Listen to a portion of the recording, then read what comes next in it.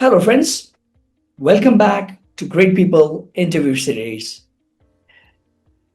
Looking for business growth, personal growth? Well, looking for somebody who's done this before? And well, here's our guest, Adam. Welcome, Adam. Hi, thank you. He's had two successful exits and so many success stories to tell you. Um, so let me give this back to Adam. And Adam, would you just give us a rundown on your journey so far? Sure, by all means, yeah. So I'm the founder of JustFix, which is an AI-enabled home maintenance company for the modern era. I'm also the creator of the Growth Mindset newsletter and the author of 3 business books. My latest book is called Exit Mode: Unlock the Hidden Wealth in Your Business and Sell It for Millions. Wow, amazing. Well, that would be great if you can just explain a little bit about, those exits. Yeah, sure. So I suppose I've done a few things over the years. I've founded some companies. The first business I founded straight out of university, which is called I Choose Radio, and it was a forerunner to Spotify. We were the first people to do music on demand streaming from a diverse range of genres. Back in the day, internet radio was linear, like tuning into the old-fashioned radio, but we were the first people to do drag and drop playlists, which is obviously Wow. commonplace now. We were the first people to stream live music from Glastonbury using an ISDN line into a caravan in the middle of a field. So it was stretching the technology back in the day, back in 2002. I sold that company in the early noughties. Went on to run several digital marketing agencies. One of them was Saint, which won Agency of the Year twice. One of them was Weapon 7, and we built the Headspace app, which is obviously globally recognized as one of the best meditation apps, which was also quite innovative back in the day. Amazing. And went on to run a public company, which was quite an experience, had a market cap of over £250 million, and did a lot of M&A through that phase. Bought and sold over a dozen companies now. I've worked with a lot of founders as a consultant or mentor to help them go through to exit, and it's just become a real passion of mine, just working at that point where people are trying to sell their businesses and helping them create value from all of that hard work they've put in over the years before. Wow, amazing. Well, that probably encourages me to dive into the subject today, which is how to create value in your business, and how do you encash that business value by selling your business. So, uh, do you want to just give us a few minutes of your views? What is the right thing to do? Why you do this? And what are the fundamental ingredients when you're selling a business? Of course, the investor would be looking for, and so on. Sure. Yeah. I mean, I think the first thing to kind of accept, which is not necessarily obvious to a lot of people, is that the majority of successful entrepreneurs make their wealth from selling their business, either selling or leveraging their equity in the business.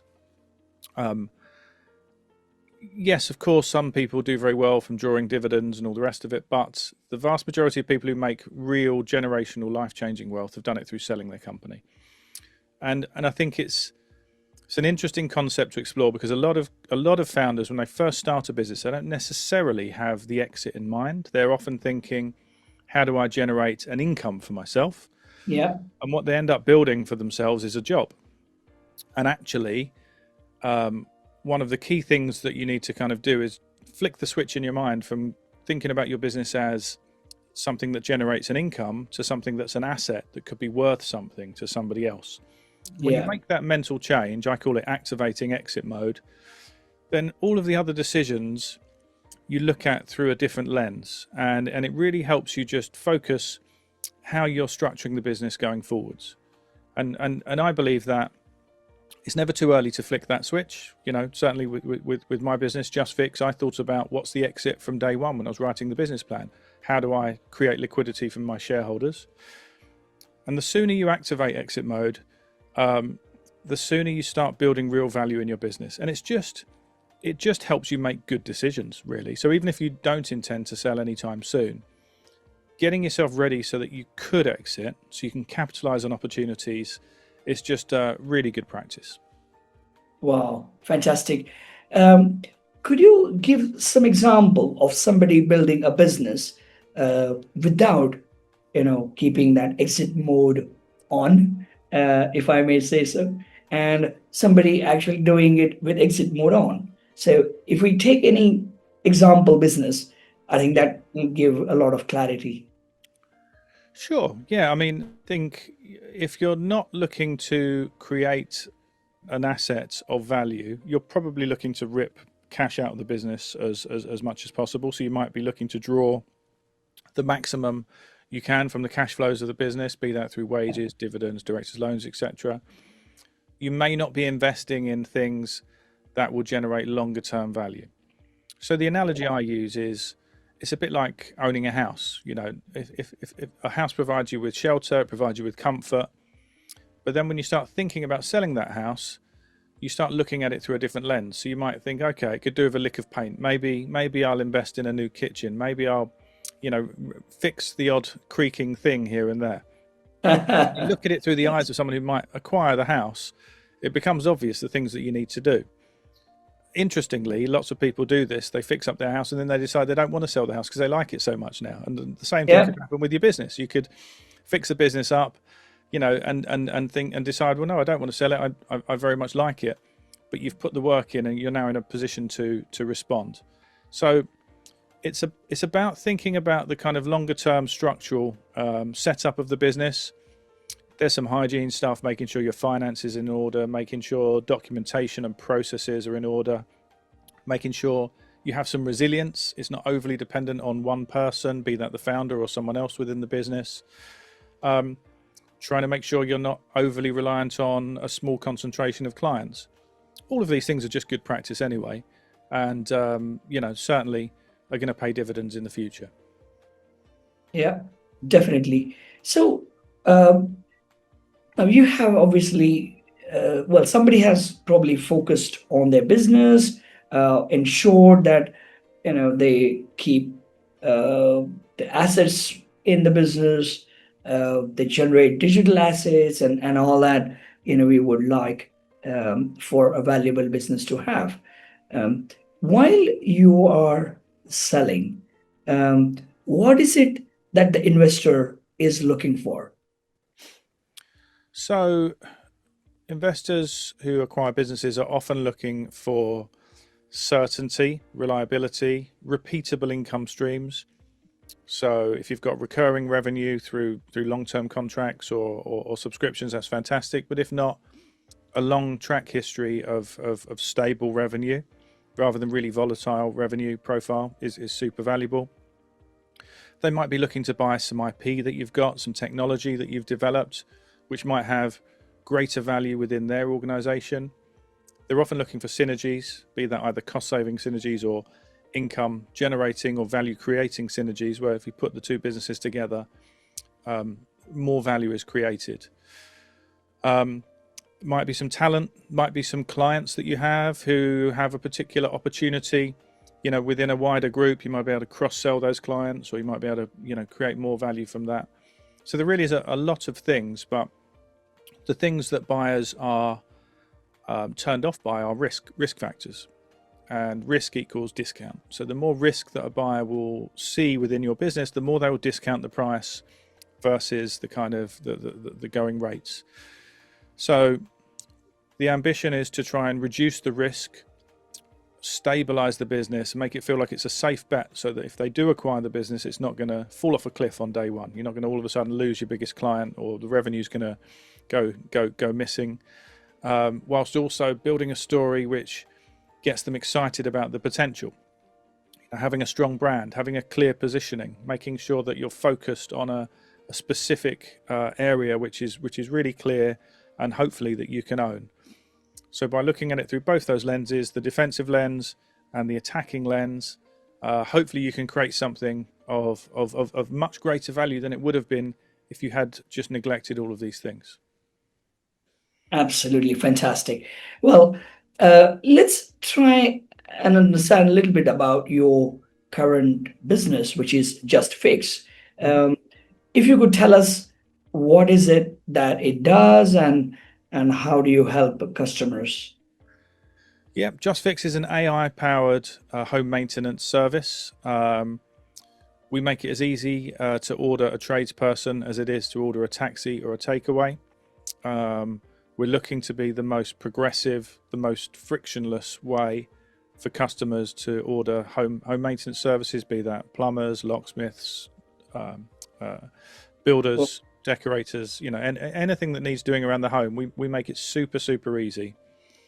wow, I fantastic. started the business because I had a frustrating experience myself trying to find a tradesman, and I thought in today's day and age it should be so much easier with all of the tools and the technologies that we've got. So our first iteration was kind of Uber for trades, Yeah, and I think we've got kind of class leading status at the moment in that area. But in the last year, we've been doing more and more with AI, and we really think that's the future. So we've got an AI powered estimator who can provide customers with real time quotes for works rather than having to waste days to get someone around to have a look at it. You can get an estimate within seconds. wow, And we're now looking to build out using an MCP server, build out our offering so that you can actually book JustFix from within your GPT. Because I believe that ultimately the World Wide Web as we know it is going to get cannibalized by AI. We're yeah, already seeing AI search becoming extremely important, but I think the next step will be people won't leave their AI interface to go to a website. So we're yeah. going to them. So we're going to put the JustFix app experience within ChatGPT and the other GPTs. Wow, that's fantastic.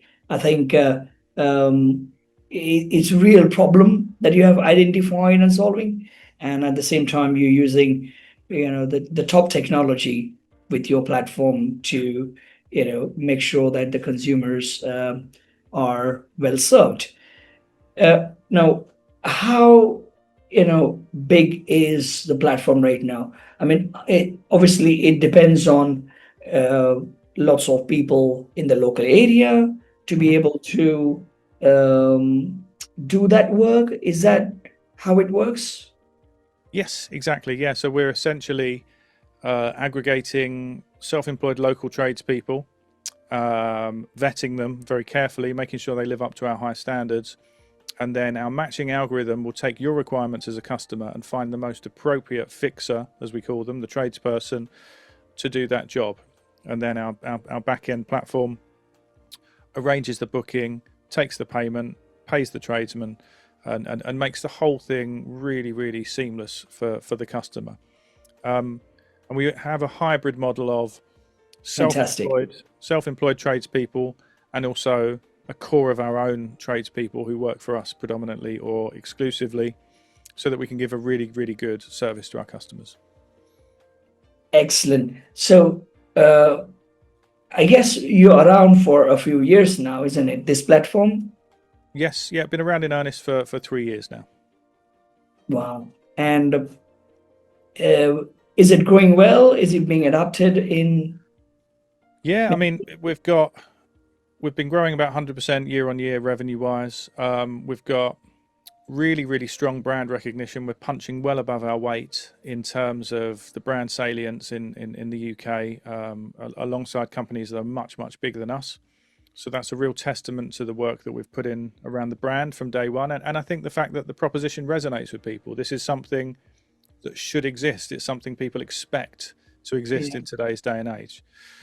So the Wow. opportunity is huge. We've been investing in the technology, getting everything working in these early days, and now we're poised to scale. And I think 2026 is going to be a huge year for us.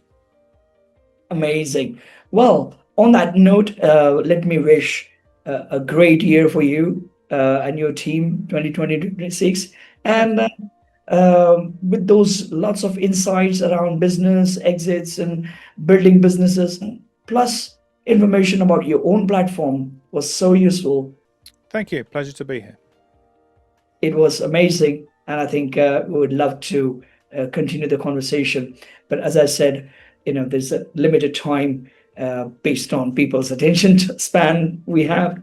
Um, Probably there's a lot of information and knowledge that you have around building businesses, and probably that deserves a much wider uh, format, maybe a webinar or something. Thank you so much once again for your time. No problem.